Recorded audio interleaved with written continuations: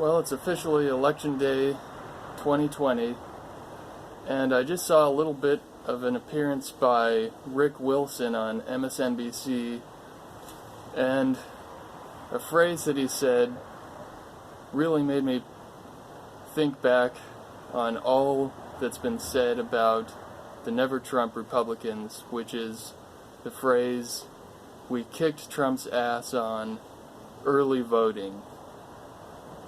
And that really struck me as the kind of thing that just does not sound like genuine, distraught feelings about the direction of the country in a humanitarian state of mind. It doesn't sound like something someone would say. It doesn't sound like something someone would say when they're really, truly against someone for the right reasons. And I shouldn't really say that just because of that phrase that I know all that, but it does motivate me to stay vigilant against the disingenuous people who are supposed never Trump Republicans, and realize that they're not against Trump for the right reasons. And you could team up with them issue by issue. That makes sense. That's something that's definitely been expounded upon by various commentators, that if you're talking about something that's issue by issue, if you really believe in the same policy, then you could team up with people who are on the other side. But to simply say, well, this person is against Trump, so now let's talk with him about how we kicked his ass on early voting already.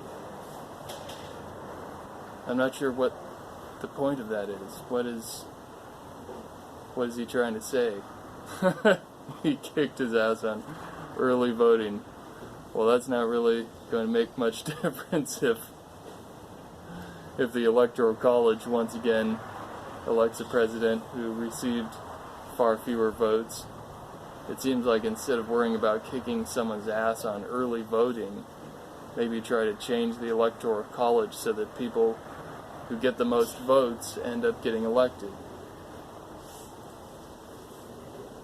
And if the person that Rick Wilson wants to get elected does succeed, then perhaps we should fight for policies that will truly reverse the things that not just Trump, but also the entire Republican Party and so much of the Democratic Party has been doing for the last 4 years, such as raising the military budget, not implementing a universal health care system,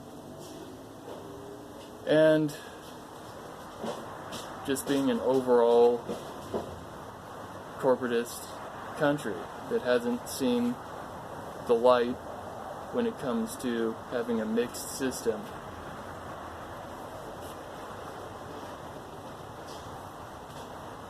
In conclusion,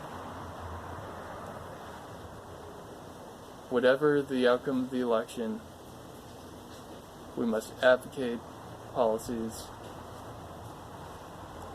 that do not compromise for the sake of compromise,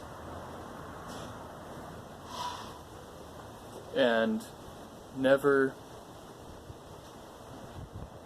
allow people to convince you to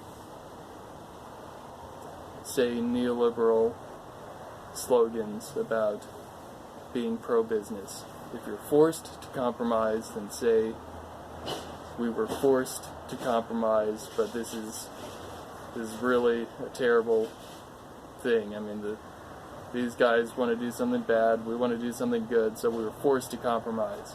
But don't say, hey, we're compromising because, you say, we're compromising because, and then you say some sort of neoliberal thing like, well, we want to be pro-business.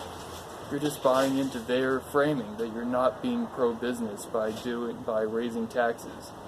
If you're forced to compromise, just say, okay, we're compromising, but, unfortunately, we had to do this little compromise with people who have corporate goals. And as long as you're honest about it, they do not want people telling the truth about corporate greed. And that's the worst thing about compromise, is that it's not even the compromise itself that's so bad. It's the fact that politicians start repeating corporate lines. That's what's wrong with compromise. If you're truly forced to go along with something, then just be honest about it. But you have to do everything you can to avoid being forced to go along with something. And that's not what previous Democratic presidencies have done. And there's a really good chance that a potential new Democratic presidency won't push for the best things either. But one way or the other, however people decide to vote, you have to push for the best things.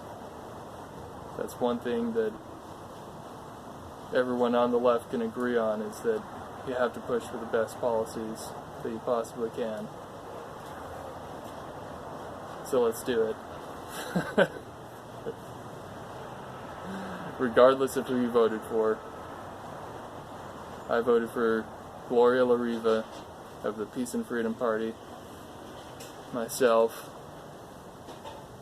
But whoever you voted for, the universal healthcare system makes the most sense by any metric, by any standard, by anything rational, by any rational standard. And we need to listen to the science